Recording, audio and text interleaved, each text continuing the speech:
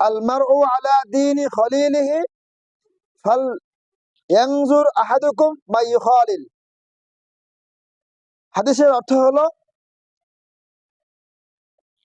প্রত্যেক ব্যক্তি তার বন্ধুর বৈশিষ্ট্য দ্বারা প্রভাবিত হয়, অতএব তোমার সিদ্ধান্ত নেওয়া উচিত যে তুমি কার সঙ্গে বন্ধুত্ব করবে।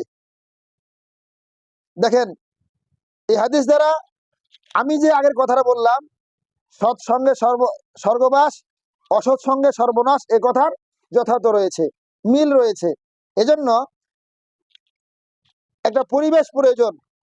আপনার ছেলে মেয়ে কার সঙ্গে বন্ধুত্ব রাখতেছে, এটা খুব ভাবার বিষয়, দেখার বিষয়। যেমন হাদিসে অনেক বিষয়গুলো রয়েছে, এমনকি নারীদের পর্দার ব্যাপারে এত গুরুত্ব দেওয়া হয়েছে, নারীদের থেকেও নারীরা পর্দা করবে। শুনতে হয়তো মনে হয় যে নারীদের থেকে আবার কিসের পর্দা? ওই সমস্ত নারীদের পর্দা করতে হবে যে সমস্ত নারীরা চরিত্রহীন, পর্দা করে না, এবং দুশ্চরিত্র নারী, অমুসলিম নারী, যাতে করে আপনার সৌন্দর্য পর পুরুষ সঙ্গে বলে না দেয়।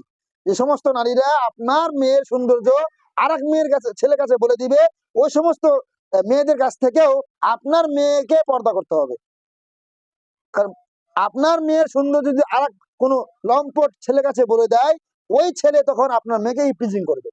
তার মানে ছেলের সঙ্গে তো পর্দা করতে হয়, আবার কি নারীর সঙ্গেও পর্দা করতে হবে। কোন নারী? এই সমস্ত নারীরা পর্দা করে না, দুশ্চরিত্রা এবং কি এবং লম্পট ছেলেদের সঙ্গে সম্পর্ক রাখে।